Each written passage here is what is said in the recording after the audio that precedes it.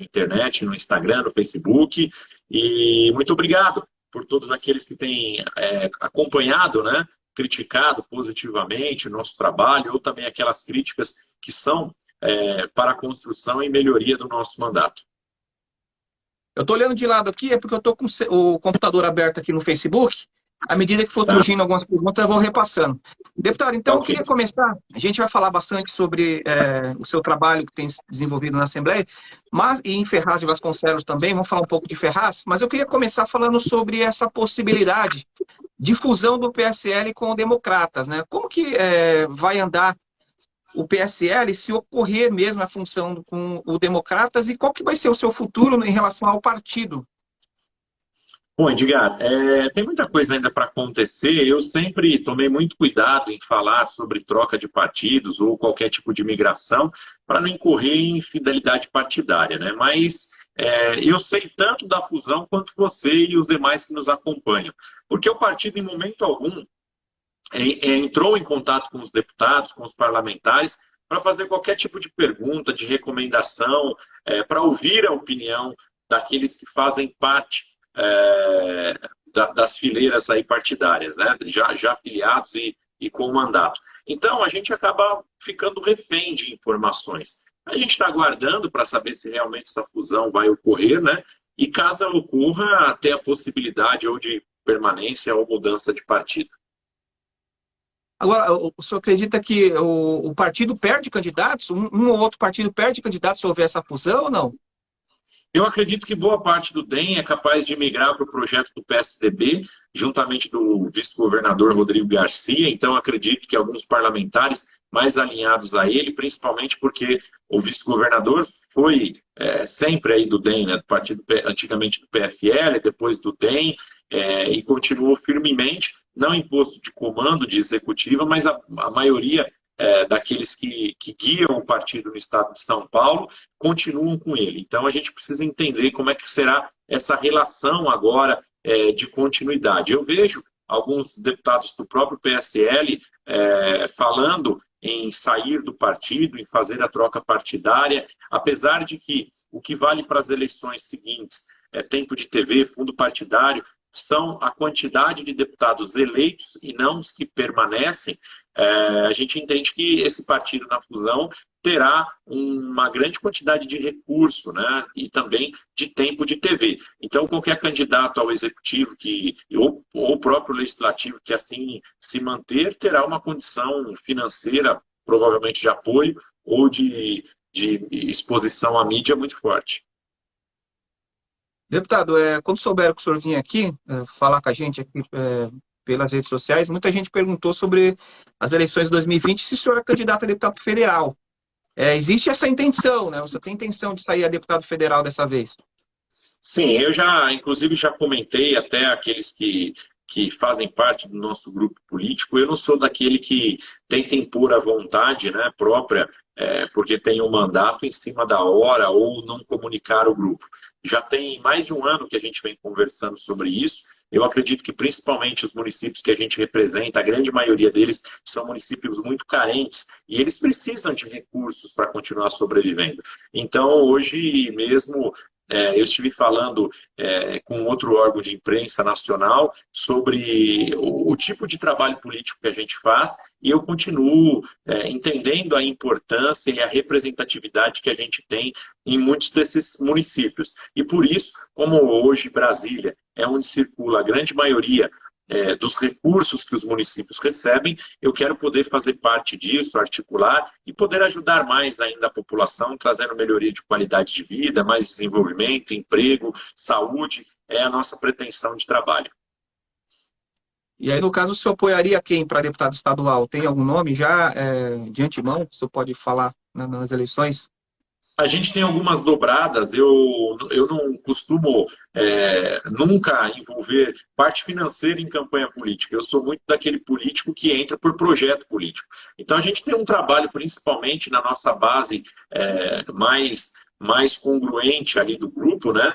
Que seria em Ferraz de Vasconcelos, o lançamento do vereador Cacá, que hoje é secretário de Transportes e Mobilidade Urbana na cidade de Ferraz de Vasconcelos, para deputado estadual.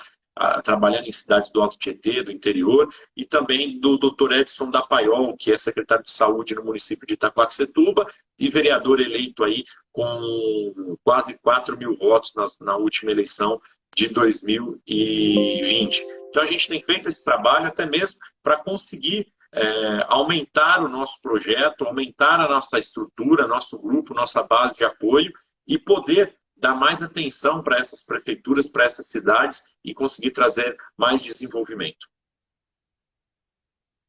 Como que o senhor está vendo essas manifestações que estão ocorrendo? Primeiro foi uma do dia 7, em favor do Bolsonaro. Depois tivemos agora, as duas semanas, mais uma manifestação pedindo a ter uma terceira via. Inclusive estava o João Dória, o Ciro Gomes nessa manifestação, né? O PSL vai com o Dória, evidentemente, né, para presidente. Não, ainda eles nem discutiram isso conosco, a gente não sabe para que lado que iria. Houveram já até conversas de bastidores, ou que a gente vê na imprensa, que lançaria candidato próprio, né, pela estrutura que tem. Então, ainda cogitar ou falar sobre isso é tudo muito, muito ilusório e apenas vamos tratar de suposições.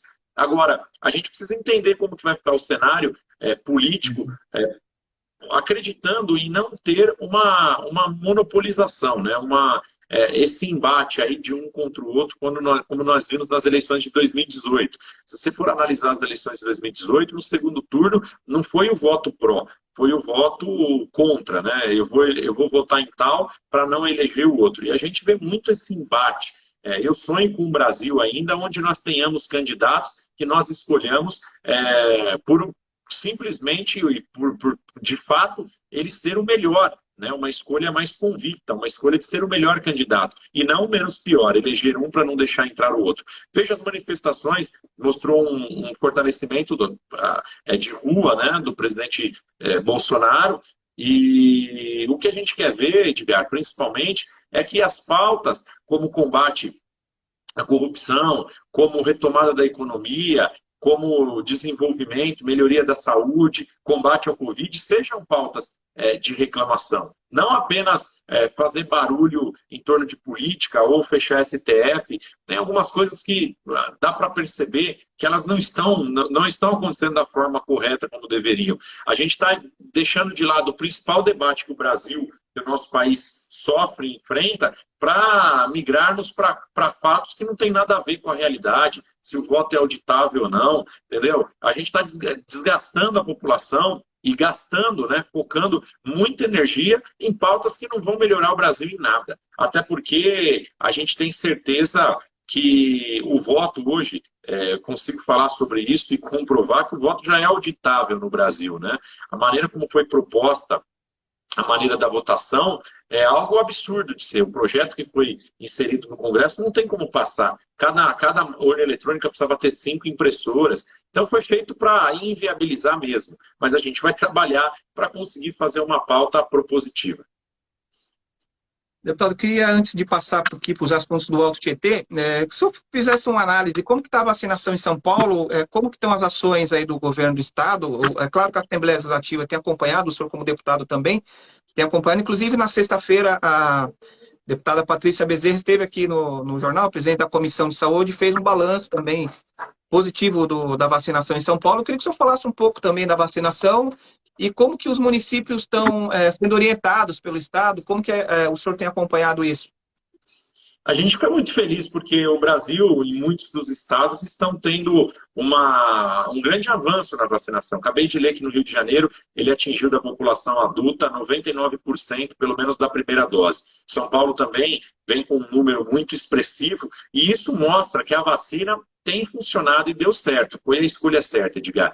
Porque olha a redução das internações que nós tivemos nos hospitais, principalmente ali no hospital regional, que eu recebia muitos pedidos, né, e acompanhava muito de perto. A gente lutou ali para que o hospital tivesse leitos de UTI, Covid e também de enfermaria, porque nem isso teríamos, né? O governo do estado, a princípio, disse que seria uma referência apenas o hospital de Guaianazes. E numa briga com o secretário de Estado, a gente conseguiu fazer com que 26 respiradores fossem recebidos ali no hospital regional. e 26 leitos de enfermaria fossem instalados. Então, nós tivemos 26 leitos de enfermaria, 26 de UTIs, com respiradores eletrônicos. E isso fez com que nenhuma pessoa, pelo menos, morresse por falta de ar, apenas com a agressividade do Covid, que foi algo mundial, infelizmente, uma doença letal, que eu disse que quem contaminava não sabe, quem se contraía o vírus, recebia muitas vezes já um atestado de óbito, porque em 5, 10, 15 dias vinha ao falecimento. Eu não me recordo de uma doença com uma agressividade tão grande na população mundial. Apesar dos números inicialmente da doença ficar na casa do 1% de mortalidade, se a gente for fazer uma contabilidade nos últimos tempos, com a segunda onda que teve, nós ficamos aí perto dos 2%, 3%.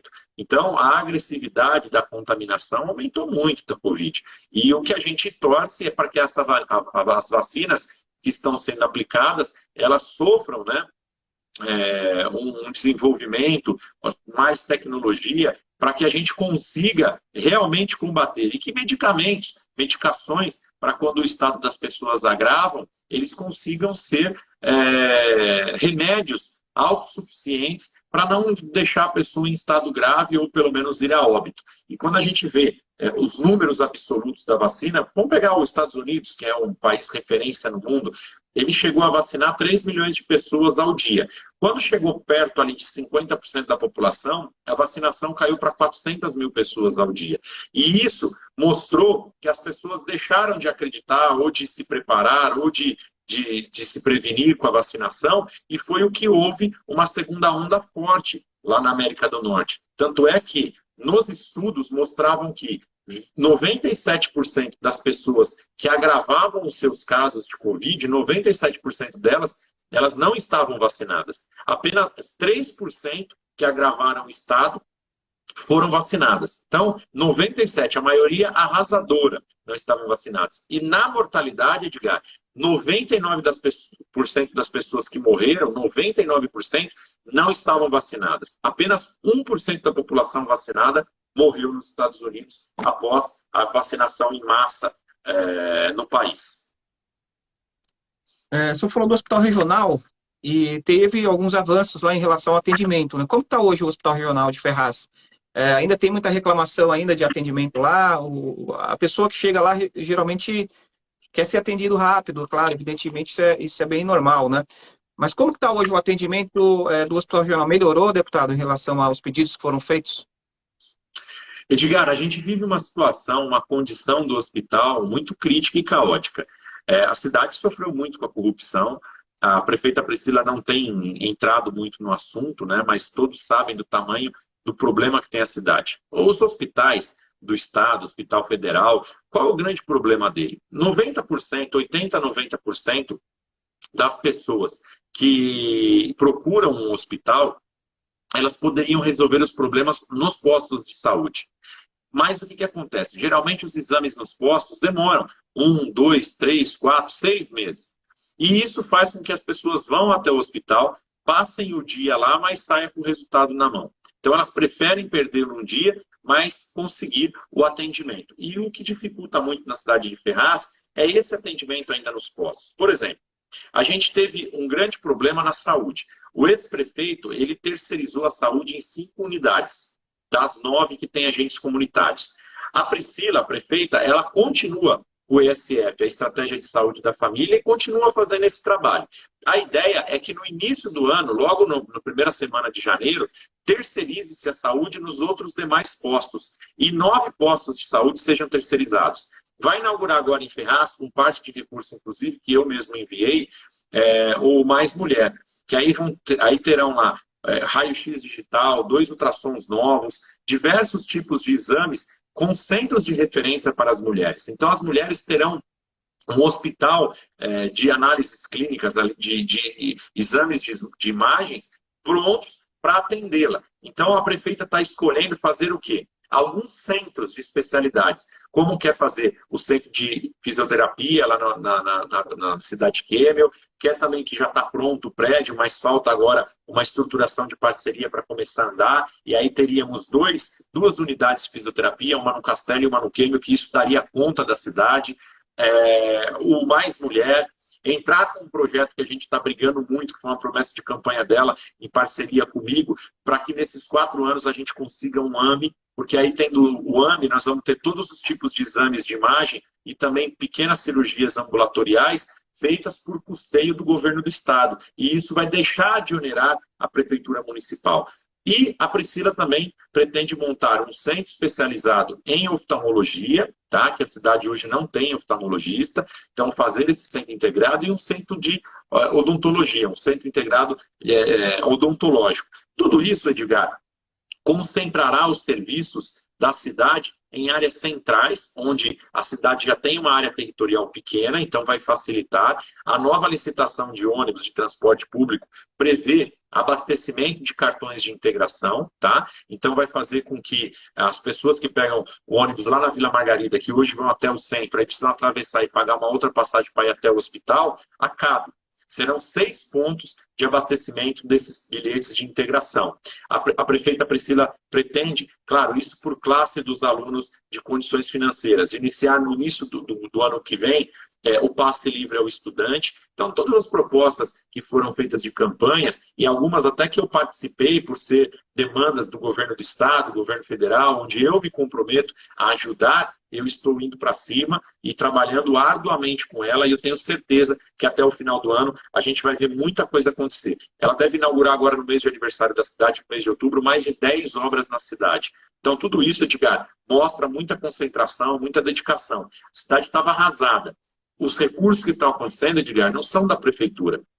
Sua grande maioria foram recursos que eu mesmo consegui como parlamentar. Só que o que acontece? Como o recurso não é do Tesouro, não existe no cofre da prefeitura, ele é mais burocrático, lento e demorado mesmo para sair. Então a gente tem um pouco de demora no repasse desses valores, mas que em breve a gente entende que tudo será resolvido e a cidade se transformará num canteiro de obras. O senhor tem o levantamento, mais ou menos, de quanto de recursos que Ferraz vai receber entre emendas e ajuda do governo do estado? Pelo menos pelas últimas contas, dá mais de 50 milhões, é isso? Em torno disso ou não? A prefeita Priscila Gambale, inclusive eu vou marcar para fazer uma live com ela, que boa parte dos recursos pertence ao que nós trabalhamos, mas só da minha parte como emenda parlamentar eu consegui em torno de 15 milhões de reais, já tinha mais 2 a 3 milhões que estava parado no governo anterior, que o ex-prefeito não usou para nada. Desde o início de 2019 eu mandei um recurso, tem uma rua lá na Vila Cristina, chama Rua Ayrton Senna. Essa rua está interditada porque caiu um muro de arrimo, de contenção, faz 6 anos, Edgar, e agora a obra está quase pronta. A rua de ligação principal ali, que fica no Raspadão, a Wesley de Abreu, ela também recebeu um recurso nosso de 500 mil reais e até hoje não tinha sido utilizado, as obras já estão em andamento. O ultrassom, desde 2019, o recurso, não compraram, a prefeita comprou agora, então muito do que eu mandei que estava parado está saindo. Então nós devemos ter aí, Edgar, em torno mais ou menos de uns 15 milhões de emenda parlamentar direta. Nós recebemos mais de 12 milhões de recursos parlamentares de outros deputados, tá? Então isso já totaliza em torno aí de 27 milhões de reais. Tem 10 milhões de reais para recapeamento da cidade, onde nós conseguimos um plano junto ao governo do estado, estamos falando em 37 milhões. O FUMEF, que estava sem executar desde 2018, assinou o convênio da liberação da parte de recapeamento, 4 milhões e meio de reais para ser utilizado, está em licitação, e mais 700 mil reais para compra de maquinários. Então nós já estamos falando aí em 42 milhões de reais. Tem também em torno de 15 milhões de reais do governo federal, onde tem a construção de escolas, quadras que a Prefeitura de Ferraz recebeu, tanto lá no Conjunto Castelo Branco, como também no Parque São Francisco. O empenho saiu faz uma semana, a escola recebe um investimento de 6 milhões e 500 mil reais, a creche em torno aí de 2 milhões e meio, e tem mais algumas quadras que nós estamos recebendo, e emendas tanto de senadores como de deputados federais. Isso totaliza aí mais de 10 milhões de reais do governo federal, tá? E mais um empréstimo no Finisa que a prefeita conseguiu fazer. Para quê, Edgar? Para fazer a reestruturação, a reforma completa de todos os postos de saúde, orçado em quase 6 milhões de reais. 10 milhões de recapeamento das nossas vias, que não cabem mais, Edgar, em Ferraz de Vasconcelos, apenas o tapa-buraco. Precisa refazer. São muitos anos de abandono, então o asfalto está todo craquelado. Você tampa um buraco, daqui a pouco abre uma cratera. Então, a prefeita vai fazer 10 milhões. 3 milhões de reais para um centro de segurança integrado que vai colocar câmeras na cidade inteira. 82 câmeras na cidade. 5 milhões de reais para troca de 100% das lâmpadas de vapor de mercúrio e de sódio por LED, tá? E também um novo orçamento que a gente fez com a equipe da Secretaria de Obras, que vai gastar 5 milhões e 150 mil reais para a reforma paliativa das 44 unidades de escolas municipais. Então, Edgar, a gente acredita que até dezembro tudo isso vai estar na rua e com tudo isso em ação, até o finalzinho de dezembro, Ferraz não terá nenhum local que não passará por reformas e obras. O recanto está sendo totalmente estruturado, o Castelo está para receber uma verba de 1.200.000, já 600, 700 mil já está em conta. A Câmara Municipal já vai entrar em licitação para o término, já tem 1.700.000 para a Câmara destinado, e também, a 15 de novembro, se tornará um calçadão municipal e uma reforma completa ali na Praça Independência. Tudo isso, Edgar, ela tem um trâmite para ocorrer, que o processo licitatório é muito grande, mas daqui mais 2 meses aí você vai ver tudo acontecendo de forma simultânea. As obras do Piscinão, o Poupa Tempo, o Mais Mulher também são de ajuda do Estado, né, também. É que são intercaladas. Por exemplo, o Mais Mulher, Edgar, com recursos próprios, mais equipamentos com valores de emendas parlamentares, boa parte deles. A verba do Piscinão, do FEIDRO, quase 5 milhões de reais, todo do Estado, uma contrapartida de 10% da Prefeitura. Poupa Tempo, um investimento, como o local é alugado, o investimento foi da iniciativa privada, do supermercado Verã, e agora entra um investimento do custeio da operação. 60% do governo do Estado, 40% de investimento da Prefeitura Municipal. Tudo isso que você disse, Edgar, vai ser entregue tudo agora em outubro. Em outubro fazem todas essas inaugurações. Mas a creche, a escola que está sendo entregue lá no Parque São Francisco, o prédio da Prefeitura Municipal, que foi comprado num leilão em 2017, em fevereiro de 2017, ele será entregue no final de outubro também. Uma boa parte do prédio, alguns andares já prontos para receber algumas secretarias que hoje pagam aluguel, elas sairão desses aluguéis e irão para aquele prédio. E alguns postos, tem 3 postos na cidade, que ainda pagam aluguel, Edgar. Nós estamos fazendo algumas contrapartidas com empresas que querem construir empreendimentos para que, em troca do benefício que ela dá para a cidade, em contrapartida, ela construa esses 3 postos de saúde para a gente conseguir dar um andamento na cidade, na saúde e sair do aluguel. E estamos trabalhando firmemente com a Justiça do Estado de São Paulo e o Ministério Público Federal para que eles deem uma autorização para o término das obras do Centro de Convenções. Seria o sonho a gente iniciar ainda esse ano as obras. Deputado, ia ser a minha próxima pergunta do Centro de Convenções lá na Praça dos Trabalhadores, só para o nosso internauta que está nos acompanhando entender como que está a situação no Centro de Convenções. Foi para a justiça, né, essa obra. O que acontece, Edgar? Para quem entrou lá, consegue visivelmente verificar que as paredes elas não estão totalmente irregulares. Só que quando a gente pensa em problema para desabar, quando você entende que tem uma laje, que tem 2 pisos, apenas 30% daquela obra tem laje, que seria um mezanino e onde seria inicialmente no projeto a Secretaria de Cultura. Então ali você pode fazer um reforço nas estruturas e terminar e entregar o prédio.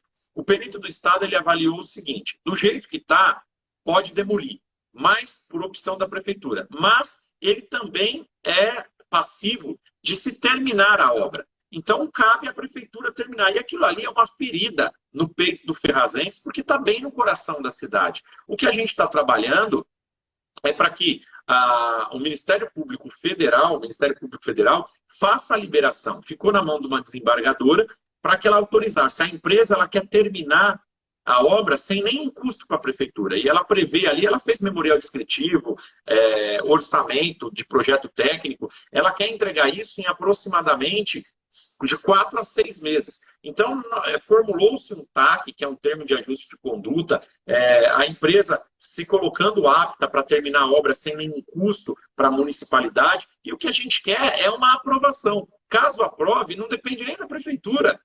A empresa já vai terminar de forma gratuita. E para uma cidade destruída, saqueada, pobre como Ferraz, nós precisamos muito disso, Edgar.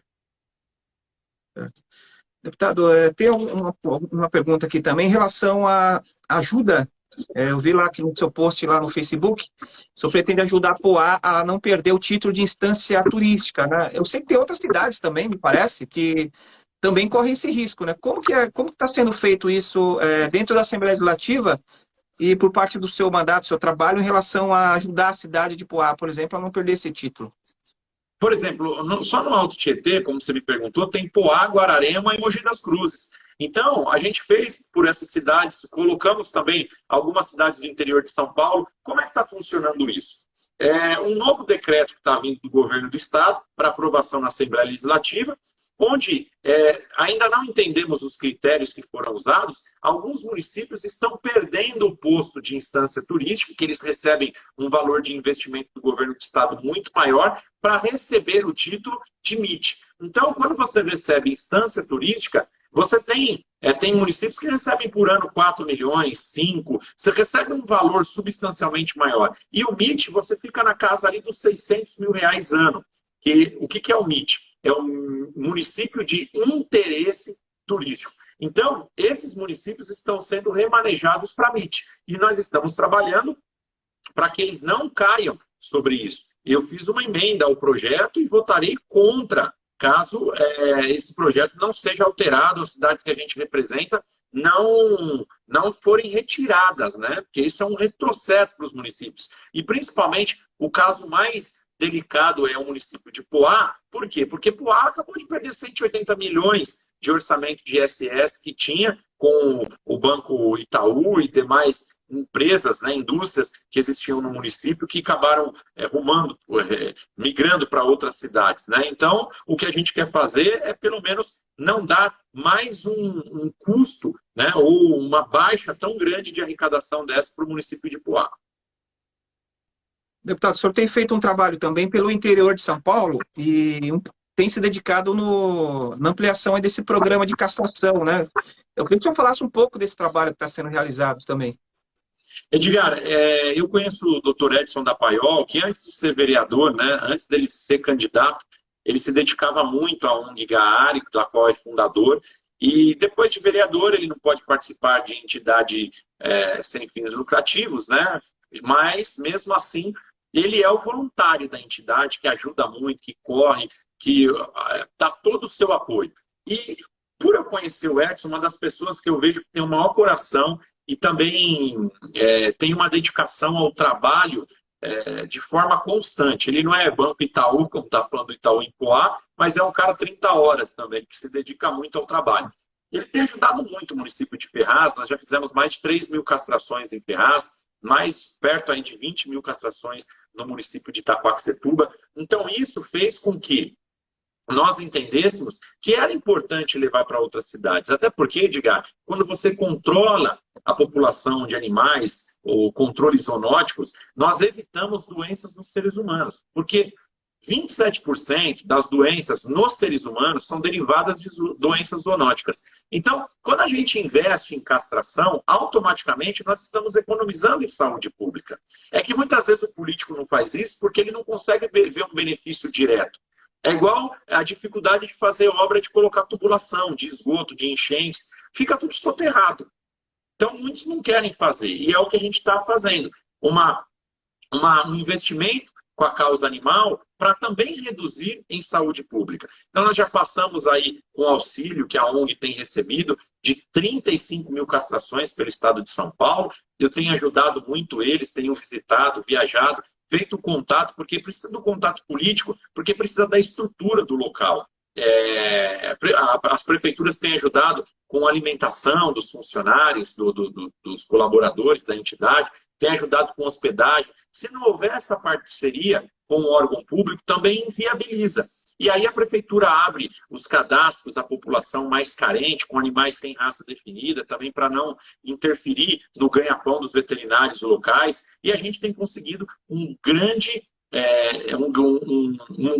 apoio e um grande incentivo. Olha, tem 3 meses, Edgar, que eu não sei o que é ficar um final de semana em casa. Agora eu vou conseguir ficar, por quê? Porque no próximo mês nós faremos castração em Arujá, Mogi das Cruzes, Salesópolis, Biritiba-Mirim, aí nós vamos ficar um pouco mais próximo.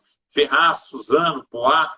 Só que depois de um mês de outubro, aí novembro que vem pela frente, a gente já vai para o Vale do Paraíba de novo. Então a nossa ideia é atingir bastante municípios, né, cidades do interior de São Paulo, do Vale do Paraíba, Litoral, Baixada, e conseguir levar esse projeto para mais pessoas carentes que necessitam e conscientizar sobre o fim dos maus tratos, né, e como cuidar dos animais e ser contra totalmente o abandono.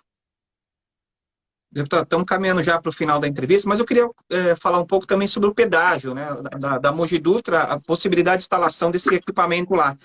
Eu vi que o senhor parece que teve um contato, uma reunião, ou um contato com o diretor-geral da Artesp, o Milton Persoli. Eu queria que o senhor falasse um pouco dessa reunião, como que foi, sobre o que viu a noite falar. Nem foi a reunião, Edgar, foi um embate mesmo.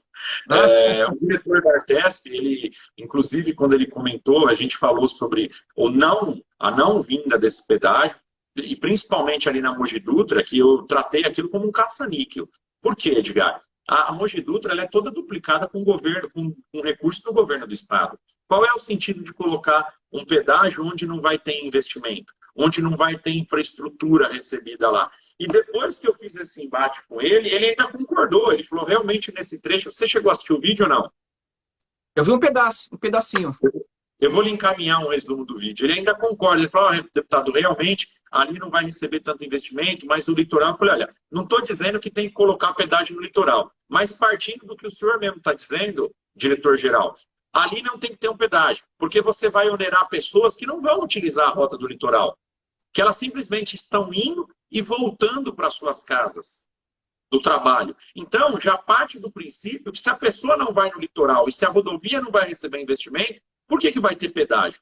Eu estou muito confiante, principalmente com a adesão da população mogiana, do Alto Tietê, que esse pedágio não sairá na Mogi Dutra, tá? Então eu estou muito confiante hoje, eu tenho visto isso, hoje eu estive com o prefeito Caio Cunha, debatemos sobre o assunto, almoçamos juntos, então eu quero fazer um processo muito focado para a cidade de Mogi das Cruzes no combate ao pedágio. Nós vamos continuar trabalhando firmes e fortes para que isso não aconteça e não onere tanto ao cidadão de Mogi.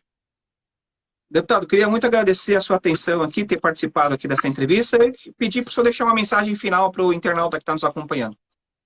Edgar, primeiro eu peço desculpas, porque você me convidou para ir presencialmente, eu tinha entendido que seria de forma virtual, mas acho que a entrevista aconteceu de forma muito bacana aqui, então para mim é um prazer poder falar contigo sempre. Você tem sido um jornalista muito de respeito e com pautas muito interessantes para o Alto Tietê. O jornalismo sério de verdade, que tem ouvido todos os lados, tem trabalhado de forma imparcial, juntamente com toda a história do Diário de Suzano. Obrigado por toda a oportunidade que você tem dado para Ferraz de Vasconcelos, para a gestão da prefeita Priscila Gambale. A Priscila rotineiramente aparece aí nas capas do jornal, pelo trabalho também bem prestado. Então, parabéns, muito obrigado por tudo, conte com o nosso mandato e pautas que tiver para lutarmos juntos, que, por exemplo, a não vinda do pedágio da Mogi Dutra é de interesse de todos nós, até da imprensa. Nós precisamos continuar lutando, unindo todas as forças, Edgar, para que atrocidades como essa não cheguem na nossa região. Obrigado a todos do Diário de Suzano, a equipe técnica